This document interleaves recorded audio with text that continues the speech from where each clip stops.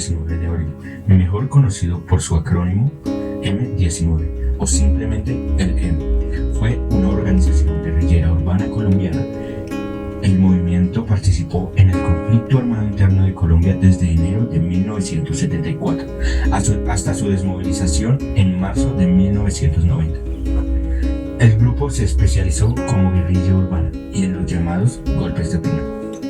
A diferencia de las Fuerzas Armadas Revolucionarias de Colombia, el Ejército del Pueblo FARC-EP y el Ejército Liberal Nacional ELN, este grupo insurgente se concentró en los centros urbanos y no en las zonas rurales. Las ideologías del movimiento eran el nacionalismo y el socialismo democrático. Su objetivo primordial era instaurar una democracia en Colombia. Con diferencias a los grupos guerrilleros del país, actuaron en conjunto a algunas ocasiones como parte de la Coordinadora Nacional Guerrillera y la Coordinadora Guerrillera Simón Bolívar. El M-19 surgió a raíz del presunto fraude de las elecciones presidenciales del 19 de abril de 1970. En las que el político Misael Pastrana venció al general y dictador Gustavo Rojas Pinilla. En 1975, un grupo de intelectuales, militares de izquierda y los representantes del ala socialista de Alianza Nacional Popular, ANAP, conformaron el M-19. Desde un principio cosecharon el fervor popular por sus acciones, ya que asaltaban vehículos con suministros y los repartían entre los pobres de sus regiones, llegando a ser apodados en conjunto como Robin Hood. En enero de 1974 pagaron pautas publicitarias días antes de darse a conocer a la opinión pública, por lo que despertaron la curiosidad de la población en general. Tras la muerte de Rojas, la ANAPO pasa a ser dirigida por María Eugenia Rojas. El ala socialista de la ANAPO, inicialmente denominada Comuneros y conformada por los fundadores del M-19, entró en desacuerdos con el ala derechista de la organización y tras la expulsión de varios de sus miembros conforman la ANAPO socialista en 1976 y el partido de la ANAPO se disolvería varios años después. Como consecuencia del considerado como fraude electoral en los comicios presidenciales de 1970, en 1974, los representantes del ala socialista de la ANAPO, denominados como comuneros a partir de 1971, surgidos tras la necesidad de defender los resultados electorales como una organización armada de base e impedir un fruto fraude electoral.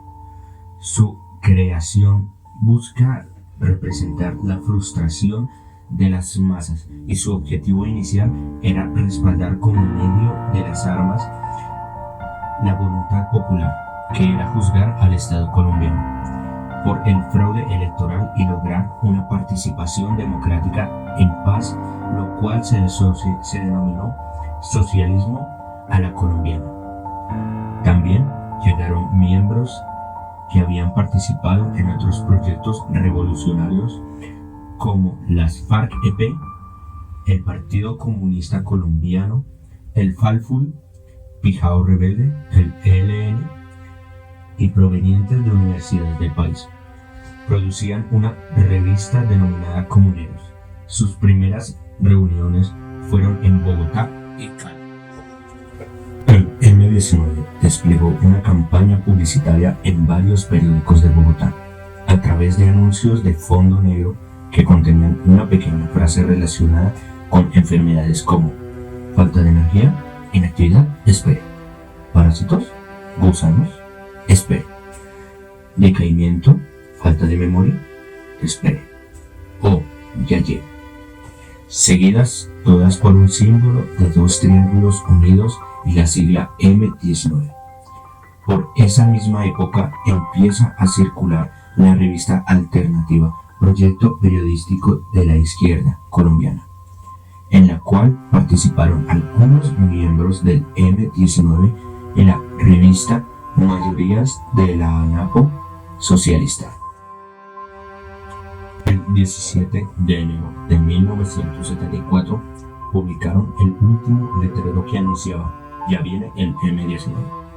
Ese mismo día se realizó la operación del robo de la espada y también de la toma del Consejo de Bogotá. El comandante de la operación del robo de las espadas de Bolívar fue Álvaro Fayad, alias el Turco. El robo comenzó cuando los visitantes de la quinta de Bolívar abandonaron el lugar, porque iba a cerrar a las 5 p.m.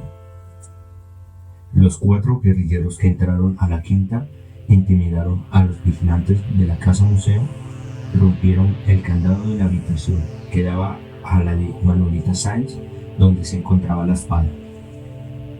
Fayad rompe la urna donde estaba la espada y la toma en sus manos, mientras los otros 3 guerrilleros pintan las paredes con las letras y número M-19 y dejan panfletos en el lugar.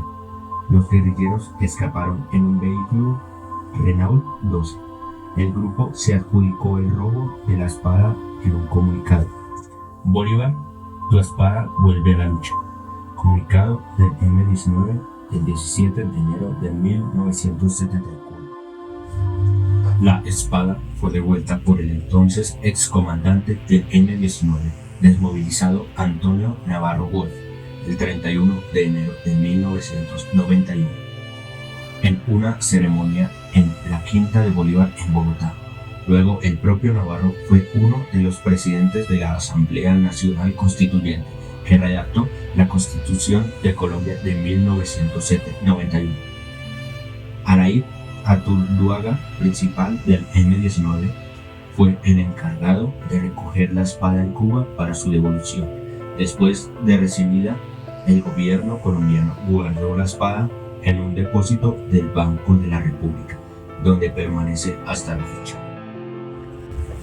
El robo de armas del Cantón Norte, llamado por los guerrilleros Operación Ballena Azul, fue un asalto armado por parte del M-19 a las instalaciones del Cantón Norte del Ejército Nacional de Colombia, en Bogotá, el 31 de diciembre de 1978, por órdenes de Jaime Batemán Cayón. Un comando de guerrilleros del M-19 penetraron las instalaciones militares y sujetaron una cuantiosa cantidad de armas, que se calcula alcanzaban las 5.000 unidades, y significó una burla para el gobierno ante la opinión pública. El M-19 comenzó a desarrollar el asalto al Cantón Norte desde 1975, fecha en que secuestraron a un empresario del nombre Donald Cook, gerente de almacenes Sears. Con el dinero pagado por el rescate, el 26 de octubre de 1976, los guerrilleros del M-19 compraron una comercializadora de artículos médicos que llamaron Produmédicos y constituyeron legalmente.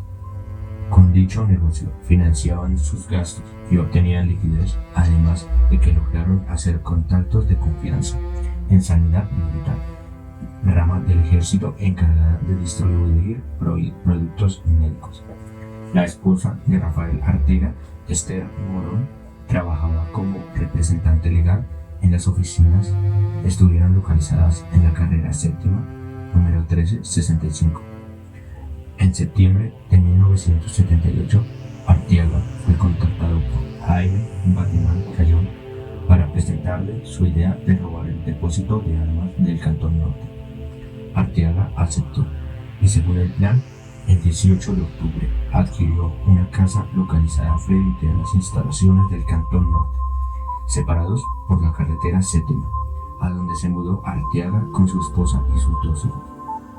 Mientras los Arteaga aparentaban una vida familiar, desde la misma casa, cerca de 40 guerrilleros del M-19 se dedicaron a construir un túnel que pasaba desde la casa por debajo de la calle hacia el Cantón Norte.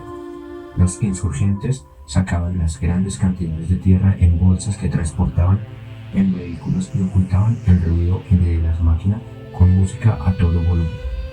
Tras 73 días de excavaciones, los guerrilleros se toparon con el piso interior del depósito de armas.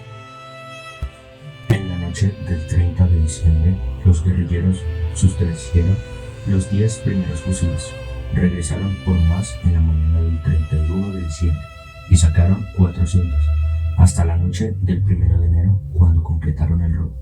Según datos del ejército, llegaron a totalizar unas 5.700 armas. La toma del Palacio de Justicia, denominada Operación Antonio Nariño, por los derechos del hombre, fue un asalto perpetrado en Bogotá, Colombia, el miércoles 6 de noviembre de 1985 por el M-19 al Palacio de Justicia, ubicado en el costado norte de la Plaza de Bolívar, frente a la sede del Congreso y una cuadra de la Casa de Nariño, la residencia presidencial. El M-19 mantuvo a cerca de 350 rehenes entre magistrados, consejeros del Estado, servidores judiciales, empleados y visitantes del Palacio de Justicia. Dicha incursión fue seguida de la reacción de la Policía Nacional y el Ejército colombiano, rodeando el edificio e iniciando una operación de retoma del mismo que se extendió hasta el día jueves 7 de noviembre de 1985. Los hechos culminaron 27 horas después, dejando un saldo de 98 muertos, entre ellos 11 magistrados, 11 personas más que también fueron consideradas como desaparecidas al no conocerse su paradero, número que se reduciría a 6 después de que la Fiscalía anunció en el año 2000 que el cadáver de Ana Rosa Castiblanco, empleada de la cafetería que se encontraba desaparecida, fue hallado en una fosa común.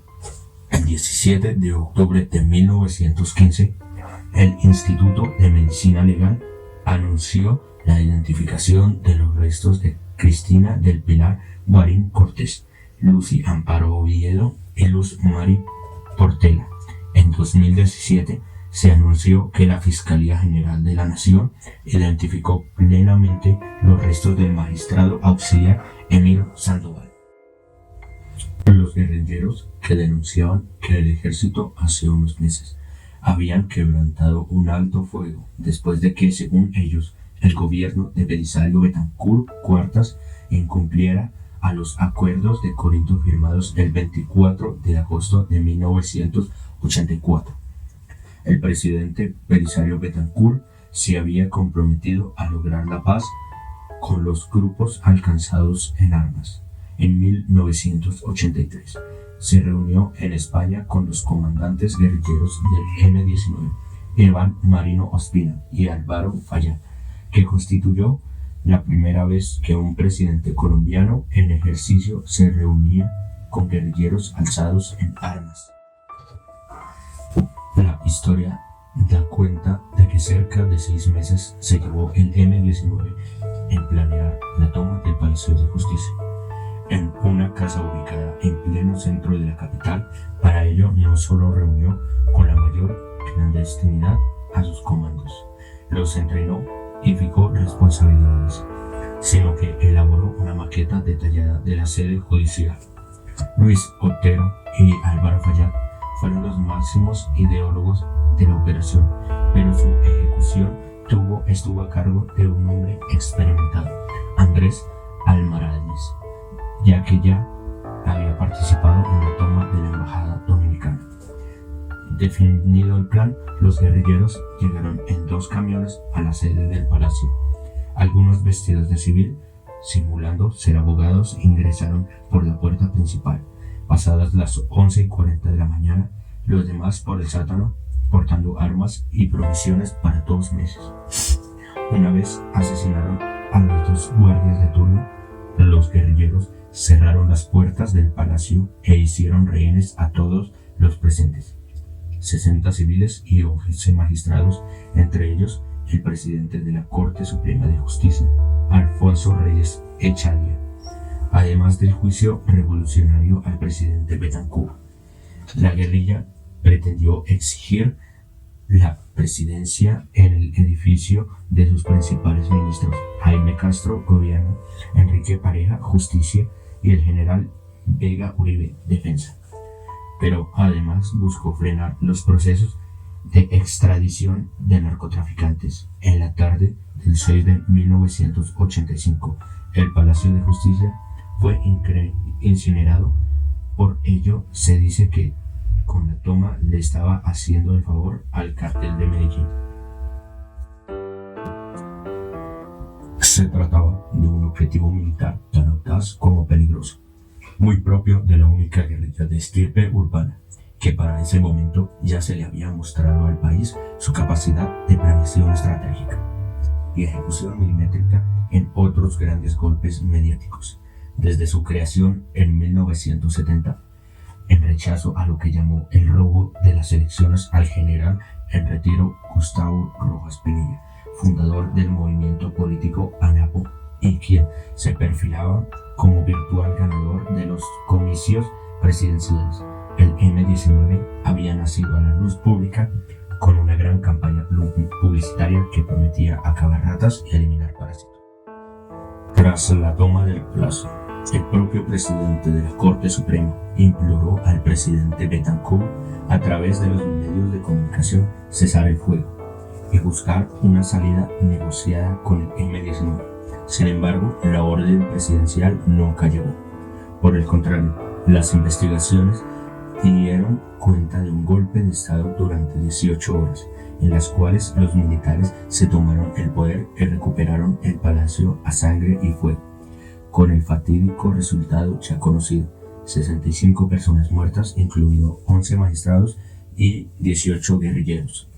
Por estos hechos, hoy 3 décadas después, aún no hay claridad en varios aspectos.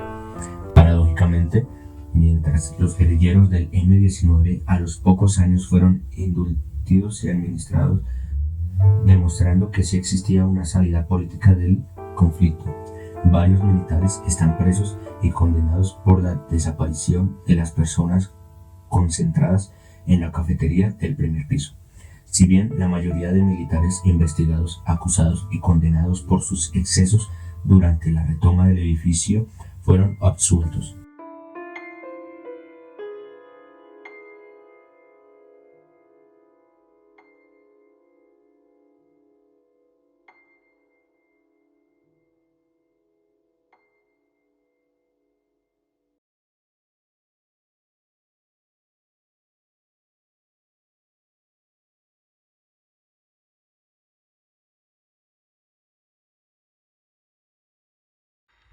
Estas acciones armadas llevaron al M-19 junto a otros grupos insurgentes a pensar en cambiar la lucha armada y convertirse en una agrupación política con todas las garantías legales.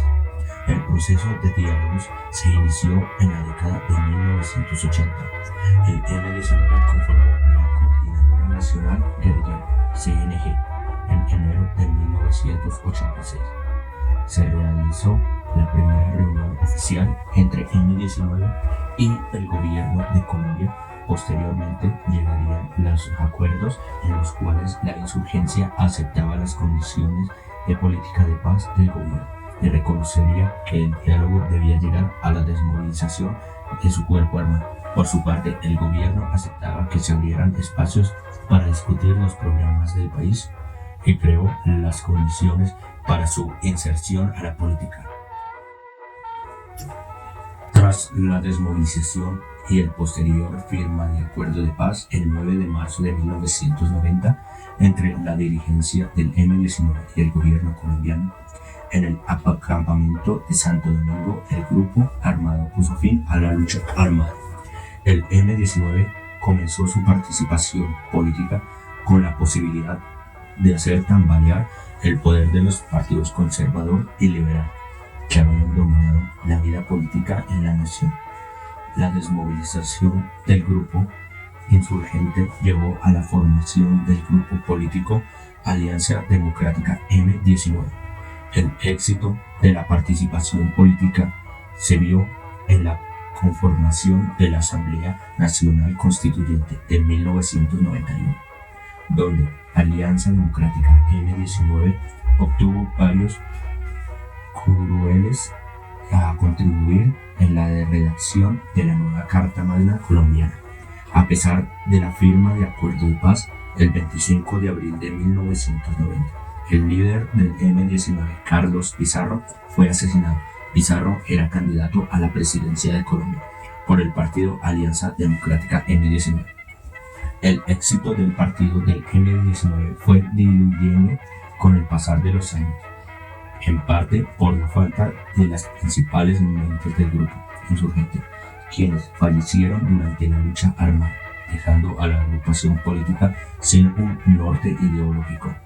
Con el asesinato de Carlos Pizarro, el M-19 perdió la opción de asumir el poder de Colombia. La firma del acuerdo de paz puso fin a la lucha armada del M-19.